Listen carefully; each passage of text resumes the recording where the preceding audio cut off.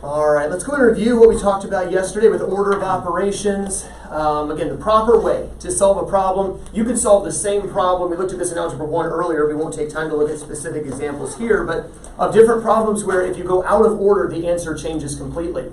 For instance, what we were just doing a moment ago with the 7th graders, where I was spitting out rapid calculations, you have to take those in the order dictated. But math problems in algebra, you don't solve in the order given. There's the specific order. We always would start with what, Abby? Parentheses. Parentheses or other. The fraction. Fraction bar would be one of them. In general, grouping symbols. There we go, Maddie. Grouping symbols, right? Also brackets, braces, things like that. We said after we've taken care of simplifying any parentheses, Brandon, we then need to simplify exponents. Now, if there's exponents inside parentheses, that would be the highest priority within parentheses. After that, we would go to multiplication, division. Is that two separate steps? No. All one step, and we just go in order from left to right as we would read. Again, that would come after exponents within parentheses if they were both there. And then the last thing we'll do, Kendall? Addition and subtraction. Again, left to right. We don't add before we subtract, we just whatever order they happen to come in. And again, that would be the last thing within parentheses we would do as well. For classwork, we're going to do numbers 1 through 70 odd on page 7. So go ahead and turn there. Page 7 and numbers 1 through 70 odd numbered problems. Take a few minutes to work on these, and then we'll go over those together.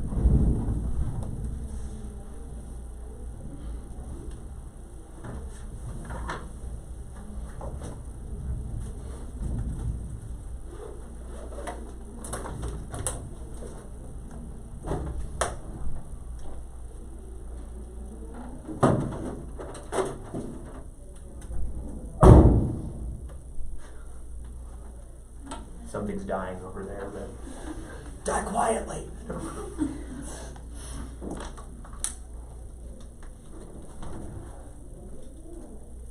Heard a crash this morning, shook the whole building. It was Audrey. Well, she was her little sister. She knocked over a stool. But it did vibrate the whole floor. Big stool.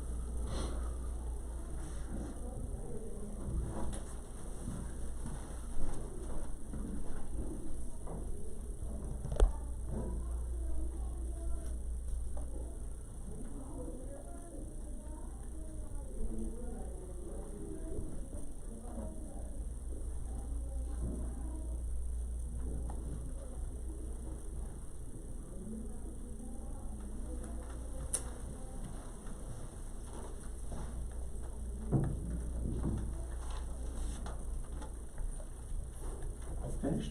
Good. Abby's finished.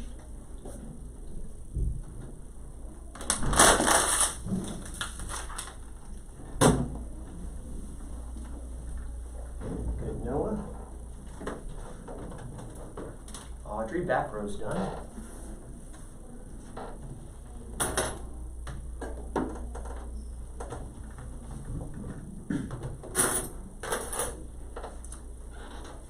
Take about 30 seconds more to see how far you can get. Michael.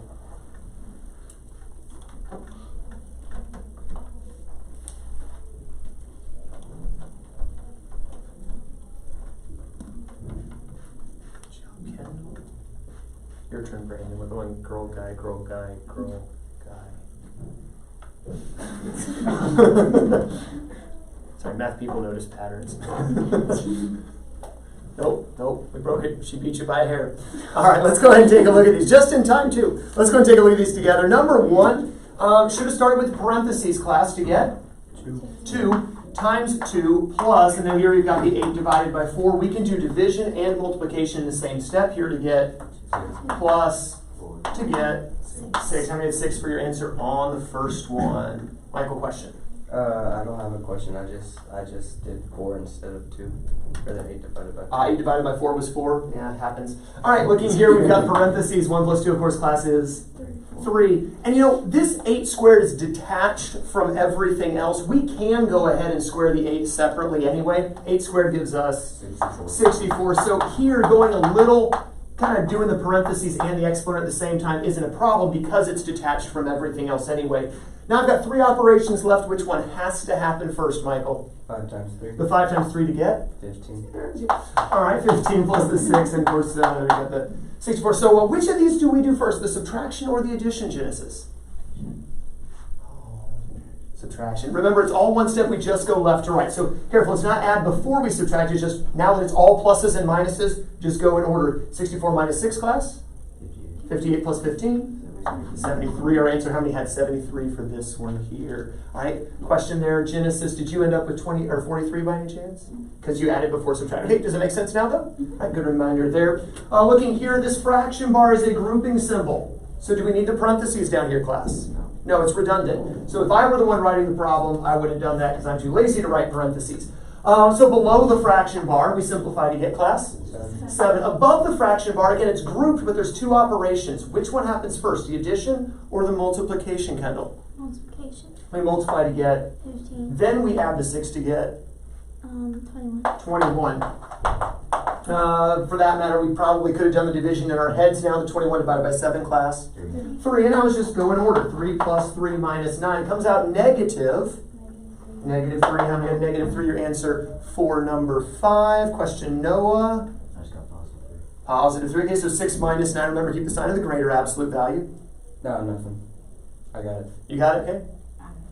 Did not make it that far yet. Okay, does it make sense at least? Huh? And then looking at the last one, I've got parentheses and I've got a fraction bar. Now, the fraction bar is the easy one, and I'm lazy, so I just do the easy stuff first. Let's simplify above the fraction bar, class, to get 4 over the 2. And then here within parentheses, there's a subtraction and there's an exponent. Which one happens first, Abby? Exponent. To get 4. Then we can subtract the 15 minus what is now a 4 to get 11. So the parentheses become all just an 11. And once again, the exponent here is detached from everything else. I can go ahead and do that in the same step, and that'll give me anyone? 125. Good.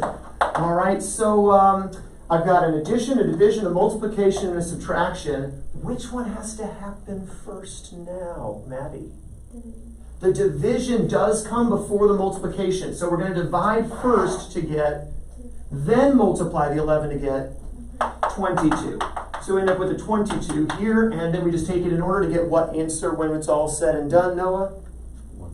135 is correct. How many made it that far and got that answer? Any questions on the last problem? Anyone perfect on all the ones you did, even if you didn't finish? All the ones you did, you got right? Okay, good. Anyone just missed one? Questions on the ones we missed? All right, turn back, if you would, to page 3. And those algebraic properties, just a quick refresher. If you can flip-flop the order of things, for instance, in addition, in multiplication, order doesn't really matter. We refer to that property, anyone, as the commutative property.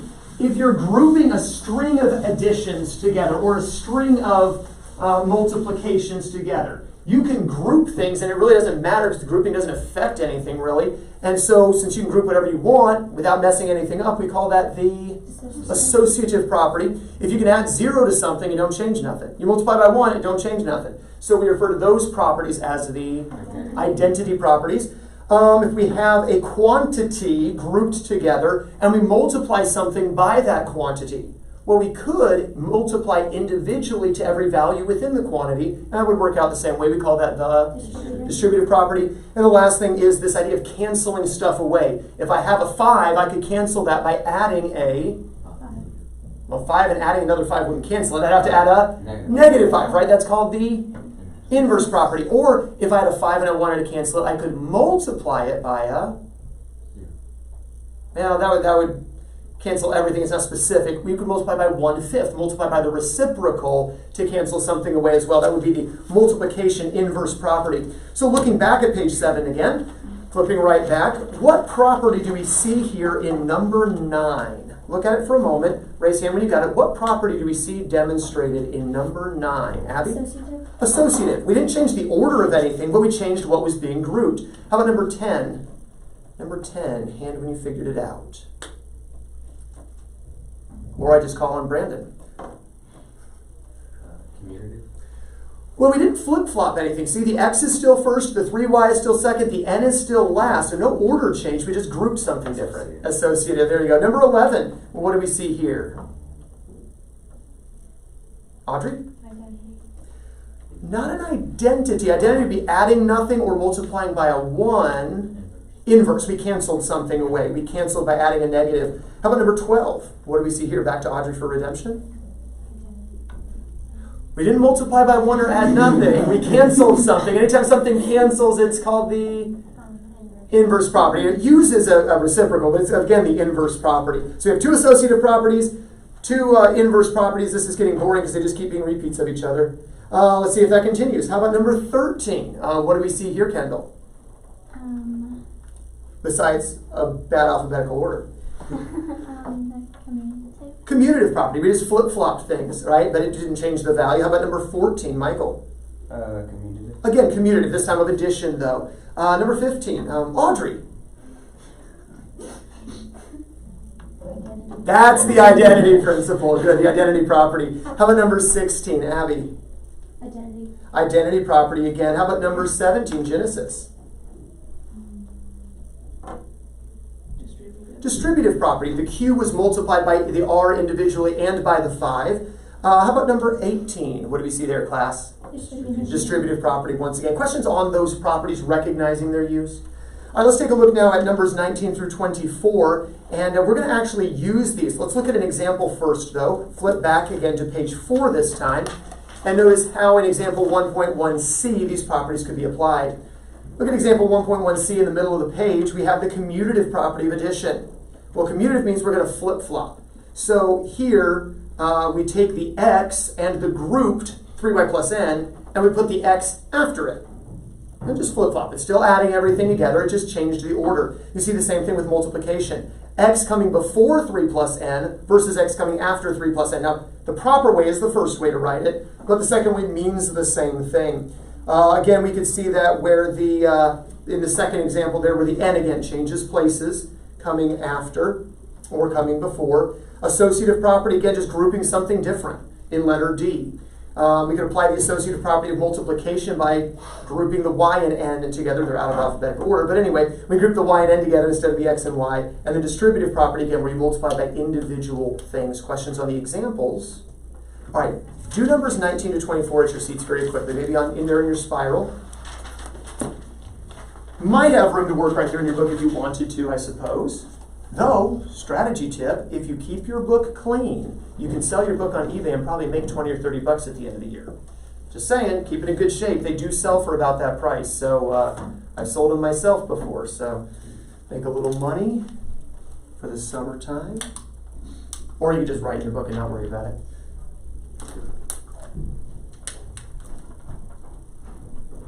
What do you think? 19 to 24, yes.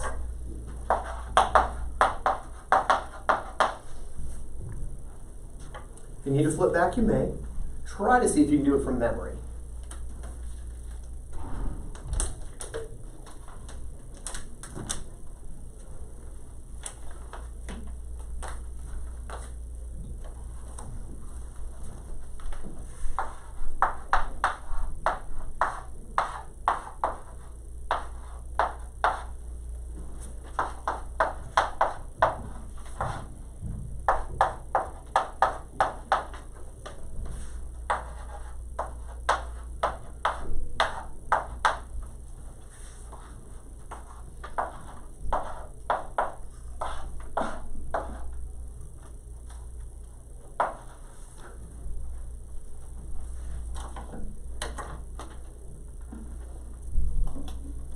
Noah's got his answers there.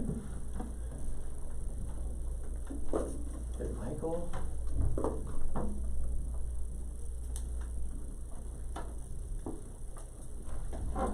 Good job, Abby. About 30 seconds more. Maddie.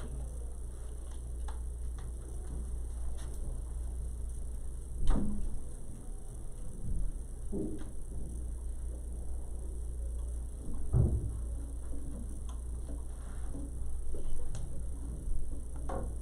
Good Genesis.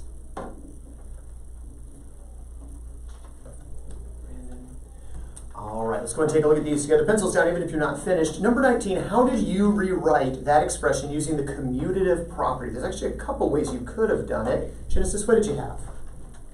I put the y plus 2 parentheses first and then put plus x. Good, the quantity y plus 2 plus x. I suppose you could have gone within the parentheses and done that commutative property, x plus 2 plus y. Would have also been an acceptable answer. How many had one of those for 19?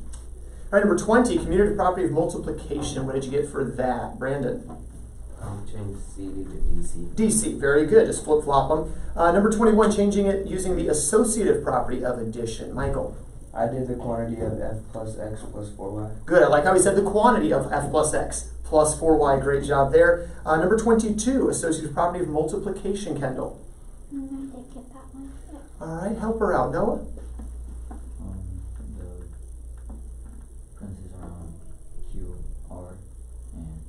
Good. Put the parentheses around the QR instead of the RT. Just putting parentheses around some other thing. Again, technically, it'd be easiest just write QRT without any parentheses at all. But that's the point. You can associate whatever you want because there's no purpose to it anyway when it's multiplication and addition.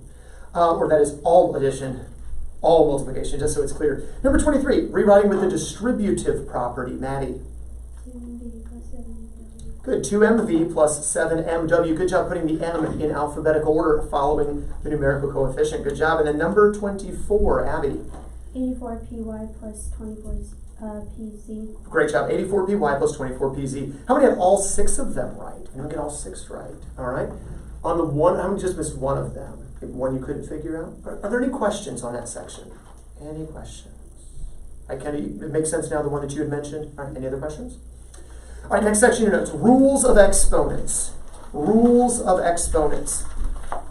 Several rules I need you to write down. The first rule is this, that when you multiply like bases, you add the exponents. Write that statement down under a new heading which says rules of exponents in your spiral notebook. Rules of exponents. When you multiply like bases, first of all, you add the exponents.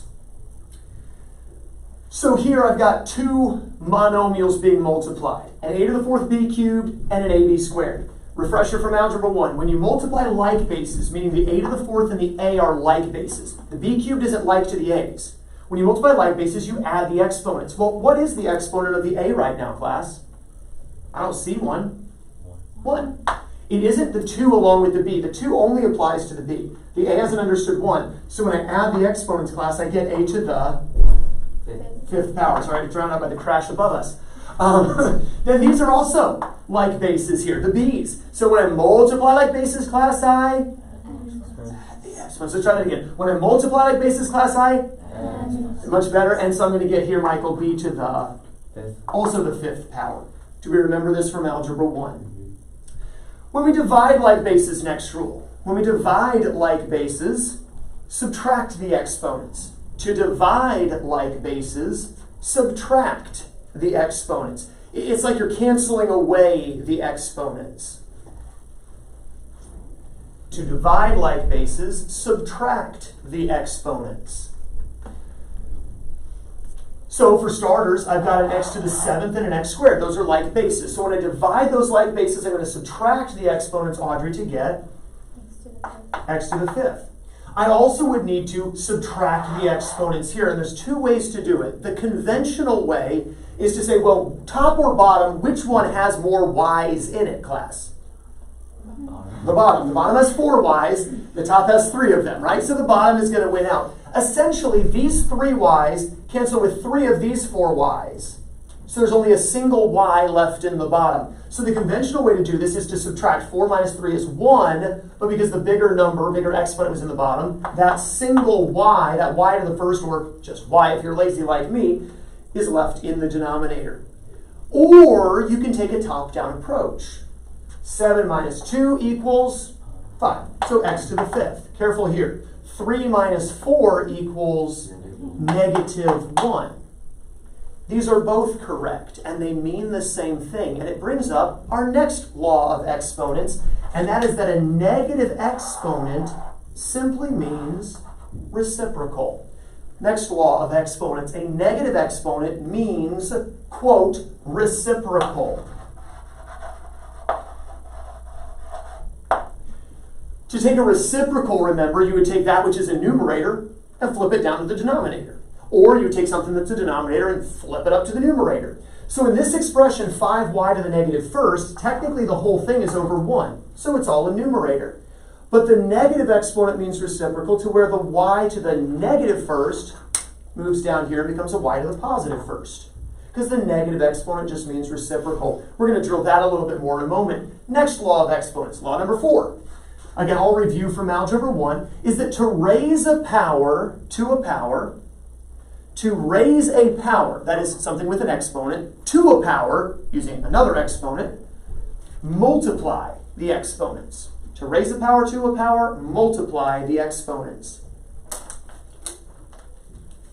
Again, none of this should be new for you, but for those of you, it's been a couple of years, perhaps, since Algebra 1. Good review.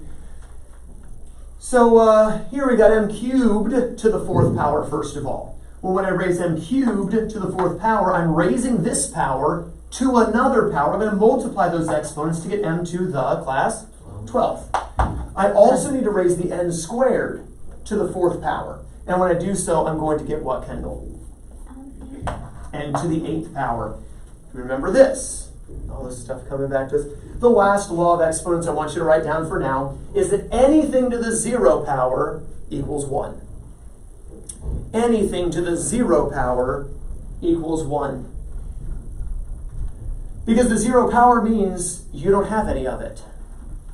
Right? The first power means you have 1 of that thing. Second power means you have 2 of that thing. Third power cube means you have 3 of that thing. I don't have any of that thing. It just looks like it's there, but it's not. I have none of them. But you know what I always have? An understood 1. So if I don't have any of this, and all I've got left is an understood 1, then of course it's equal to 1. Okay? So anything to the 0 power equals 1. So if I want to divide like bases, what do I do with the exponents, class? Subtract them. If I want to raise a power to a power, multiply the exponents. If I have a negative exponent, what does that mean? Reciprocal. If I want to multiply like bases, add the exponents. Anything to the 0 power equals 1. Turn your textbooks to page 5. Turn your textbooks to page 5. Let's take a look at a couple of examples here, and then I'll have you work some of these on your own. Page 5, look at the first example, letter A. We've got an x to the 1/2 power. We'll talk about rational exponents later on, times x to the 3/4. Again, we don't have to know what the fractional exponents mean just yet, though if you do remember from Algebra 1, that's impressive. We just need to know what to do. And it tells me to multiply. And whenever I multiply, like bases, class, I add the exponents. Good, you started well. Let's try that again. So now that we all know what we're saying. Class, when I multiply like bases, I add the exponents. Much better. But remember, you can't add fractions without a common denominator. So here I'm going to have to rewrite this as x to the 2/4. So I can add the exponent with the x to the 3/4 to get x to the 5/4. And of course, from Algebra 1, a quick review, we leave improper fractions. Geometry, we were stuck with mixed numbers, but lovely improper fractions we can settle for in algebra. Look at the next example. We've got an x squared to the 5th plus a z cubed. Is that right? Cubed? All right, well, I'm raising a power to a power. In class, when you raise a power to a power, multiply the exponents to get x to the 10. And here I've got another raise a power to a power, class. Multiply the exponents to get Genesis. She's Genesis, you're Brandon.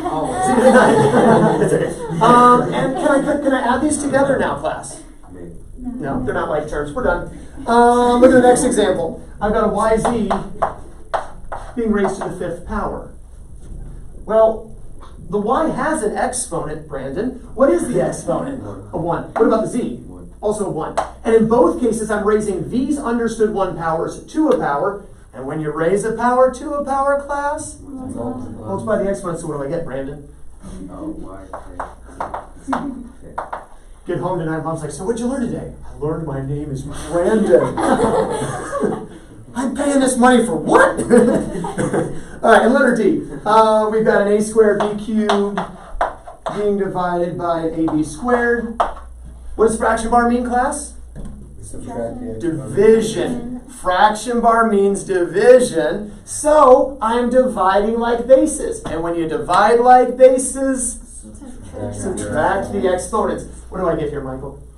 You get A, and then over B. Careful. Where's the bigger power? Top or bottom? Top. It's in the top. So I don't put the b in the bottom, I leave the b in the top. So subtract 2 minus 1 is 1. 3 minus 2 is 1. Just AB is our answer questions on this. We remember this from Algebra 1 coming back to us now? All right. Turn to page 8. That's going to be a fun one for you. I want you to do numbers 25 to 38, the non-teal problems. So you see that little tealy looking greeny thingy around some of the numbers? Okay, don't do those ones. But other than those ones, do 25 to 38. Not blowing anybody's brain? Got this? Maddie's like, help! So 25, 27. I'm taking on.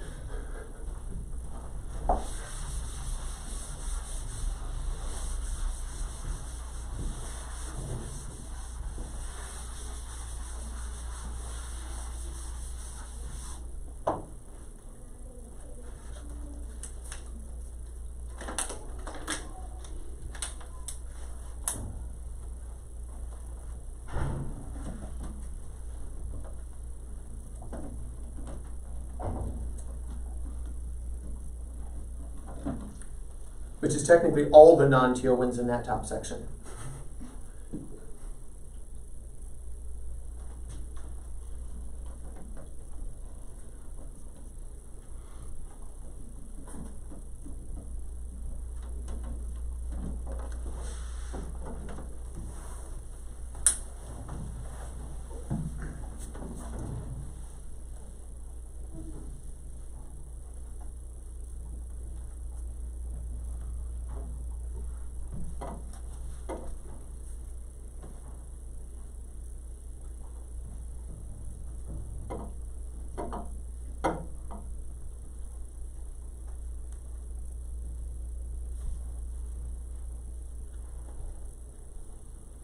Good, Abby.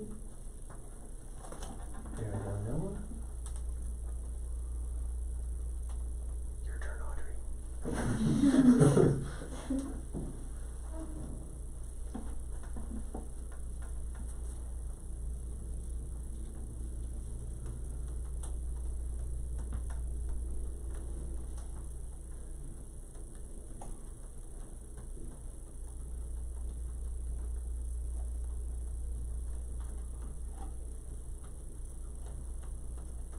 There we go, Audrey.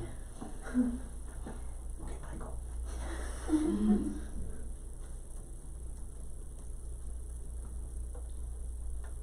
Genesis is like, I'm done, but I don't want to cut in line, so I'm going to keep writing stuff.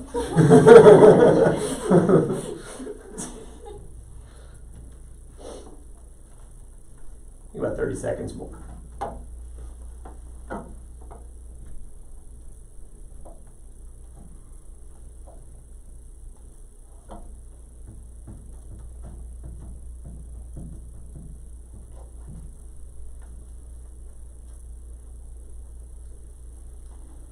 There we go, Michael. Good, Kendall. And Maddie. All right, let's go ahead and take a look at these together. Number 25, what'd you get for your answer, Brandon? X6. X to the 6th. Yeah. Try it again. X to the 6th. Very good. How about number 26, Michael? X to the 10th. Good. Number 29, Genesis. Y to the 8th. Y to the 8th. Number 30, Maddie. A to the 15th. Number 32, Kendall. Excuse me, 33, Kendall. A squared. A squared. Number 34, Audrey. X cubed. X cubed. Number 35, Abby. 2 r to the 4th s. Good. 2 r to the 4th s. You divide the numerical coefficients, then you divide by subtracting the exponents with the r's, divide by subtracting exponents with the s's. Great job. Number 36, Noah. 2g squared k squared. 2g squared k squared. Excellent. Number 37, Michael. 1 over a squared. That's a q, but yeah. 1 over q squared is correct. If you happen to put q to the negative second, that's acceptable, but I prefer 1 over q squared, which is what he had. He just didn't know he had it. And then number 38, let's go back to Genesis. What would we get for 38? Y to the negative second, or my preferred answer would be, Brandon? 1 over y squared. 1 over the y squared. Leave the two y's in the denominator and an understood, or not understood, a written one in the numerator. How many perfect on all the ones you did, even if you didn't finish them all? Questions on any of the ones we missed? All right, we understand them all now? Good, because now you're going to go back and do all the teal. 27 to 42, now doing all the teal.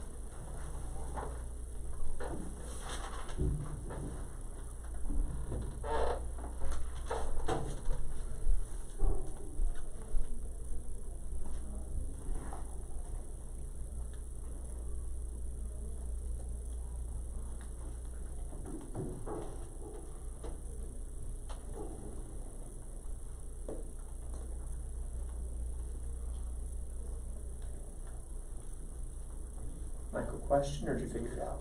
I figured it out. Okay, good. If you do have a question as you're working, I can sit here like a slob, or I can help you. So if you need help, that's what they're paying me for. Not that I mind sitting here like a slob, because, lazy. But if you do need help during these work times, feel free to raise your hand. I will come help you. Good, Audrey. She cut Good job, Bracken. Oh no, you're not done yet. Sorry, I saw you put your pencil down. I was like, oh, he's done. No, you were just pausing to think about that. Keep working, Bracken. Gavin's done. Good, Gavin. Y'all gotta speed up, keep up with our video kids. There we go, Noah.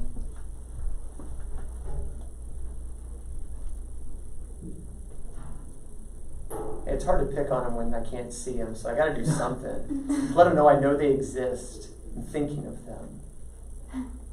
And the 2 empty chairs we saved down front just for them. No wonder they didn't come.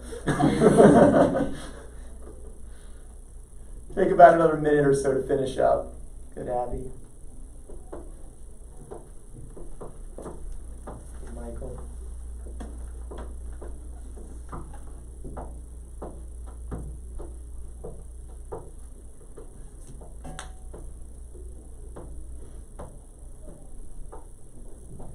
And obviously it's not actually a race. I like competition. I can't help it. It's not a race. You do your best. Don't worry about how everyone else is doing. Just focus on you and doing your best.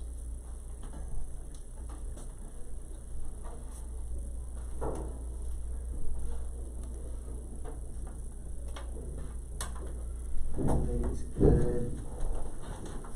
All right, we are finished. So, Gavin, if you're not done yet, pause the video. You can catch up. All right, let's go and take a look. I'm sure he's done. Surely, right? Number 27. What'd you get for your answer, Abby? A to the 8th times b to the 14th. Good. Or you just say a to the 8th, b to the 14th, and take the times out of it because we're lazy. Number 28, Maddie. M to the 10. Kyla's not watching. It's Brecken. Trying to make her feel at home. Anyway, m to the 10th and the 5th is correct. Comes out sometimes, doesn't it? Number 31, Kendall, what'd you get? 49, C to the 6th, D to the 10th. Good, 49, C to the 6th, D to the 10th. Number 32, Michael. 108, x to the 12th, y to the 8th, z to the 4th. Close, it's not 108. And I know what you did. You did 3 times 3 times 3 times 4. Instead of 3 times 3 times 3 times 3. So it should have been what class? 81. X to the 12th, y to the 8th, z to the 4th. Number 39, Genesis. 3d to the negative 6 are the remaining 1.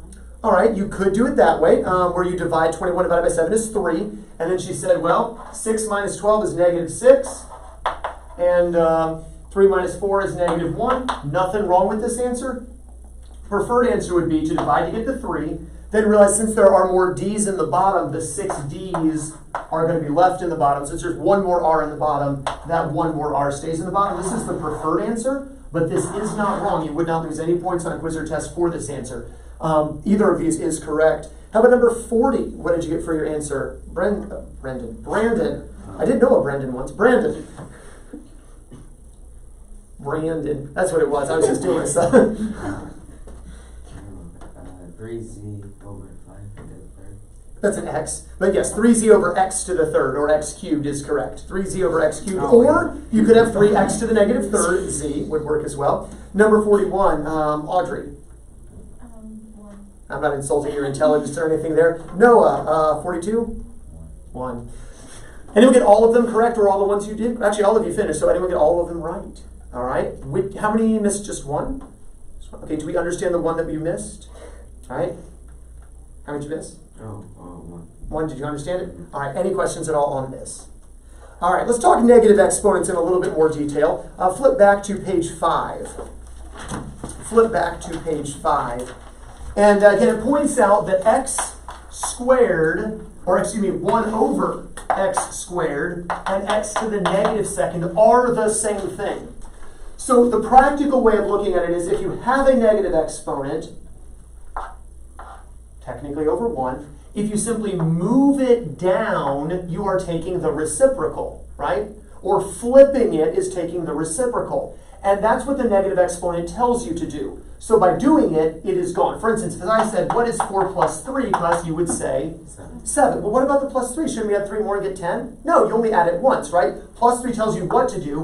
Once you've done it, we don't need to keep writing plus 3. We're done with it. The same thing is true with a negative exponent. The negative exponent says, move it down, take the reciprocal. So once it is moved down, the negative is no longer needed. Like saying, what's the square root of 16, class? 4. Right? Well, we wouldn't say, well, do I need to keep the square root symbol? No, I did what this thing said to do. Does that make sense? So the negative on an exponent is simply a notation of indicating what to do. Take a reciprocal. So look at the example problems that you see in the yellow box. They give you this expression, 3x to the negative second, y to the 4th, over c to the negative 3rd. By the way, it's not read negative cubed. Cubed is only a positive 3. This is negative 3rd, z. Well, the negative on the exponent means what, class? Reciprocal. Let's try that again. Negative exponent means what, class? Reciprocal. Thank you, Maddie.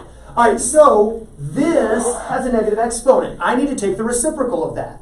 Not this, not that. This has a negative exponent. I need to take the reciprocal of that.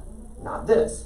So these two things both need to take reciprocals. Well, since this is in the numerator, a reciprocal would put it in the denominator. And since this is in a denominator, the reciprocal would put it in the numerator. So I'm going to leave the 3, I'm going to leave the y to the 4th, I'm going to leave the z, but my x to the negative second, I take the reciprocal, and it moves down and becomes x squared. Exactly what it was before, other than the negative sign, because I've done what the negative told me to do. Similarly, then, the c to the negative 3rd, take the reciprocal, move it up, it becomes class c cubed. The other one, yeah, c cubed. Make sense? All right? Look at the next example. We could also use negative exponents if we wanted to avoid fractions. They give us a u to the 5th v cubed over 3xy squared. Well, maybe we say, oh, I hate fractions. Maybe that's why Genesis was doing negative exponents. She just doesn't like fractions. We could get rid of the denominator if we moved everything up. And you can move things up by taking the reciprocal. How do I show that a reciprocal has been taken? With a negative exponent. So I can actually make this 3 to the first move up and become 3 to the negative first. X moves up, keep the u to the fifth, keep the v cubed. X moves up, becomes x to the negative first. Y squared moves up, y to the negative second. Does that make sense? And now technically it's all over 1, but the whole point of it was to get rid of fractions, so why would I write that? Do you see how the negative exponents can be used to move things? Or if you have the negatives, you can move them to get rid of the negative. Questions on that? All right, turn back to page 8. Back to page 8. Again, all of that should be reviewed from Algebra 1. You should have learned that already, but it's been a little while since we've done much with it. I want you to do numbers 44 to, actually we'll do these together very quickly, 44 through 56. We'll go through the evens here. Z to the negative third. How could I rewrite that? Noah? Number 44. 1 over z cubed. Good, 1 over z cubed. How about number 46, Michael? How could I rewrite that? Y to the fifth over x to the sixth. Good, y to the fifth stays put over the x to the sixth, which moves down. How about 48, Brandon? Well, this is fun because you start with a couple of numbers. The 5/15 needs to be reduced down to get... See the two numerical coefficients? Reduce that down. It's for you, Brecken. All right. All right, 5/15 would reduce to give us what? 1/5. Whoa, help. 1/3. 1/3, there we go. He helped himself. 1/3. All right, and then do all the letters have to move? No. Which letter stays put? C. The C stays put in the denominator as a C cube. But the other two letters are going to move down, and we're going to get? D to the fourth and F to the cube. Good, so I get a 1 over, that's all that's left in the top is the 1, 3 C cubed D to the fourth F cubed. Do we understand number 48? All right, since I kind of helped you with that one, I'm going to have you help yourself with number 50, though the reducing's fun. Take just a moment, the rest of you working it as well. Call it when you've got it, though, Brandon.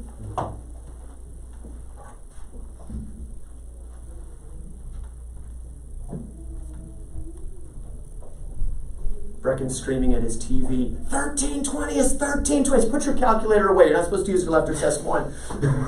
It is 1320 though, I hear you. All right, so let's take care of the letters now, Brandon. Whether you can stand at the top. Oh, run number 50, I'm sorry. That's why you're having so much trouble reducing. Run number 50. Number 50, which letters get to stay? C and Z. All right, so the C cubed gets to stay here. The Z in the top gets to stay, but there's one more thing that gets to stay. The X. The X cubed gets to stay, right? Now, what needs to move?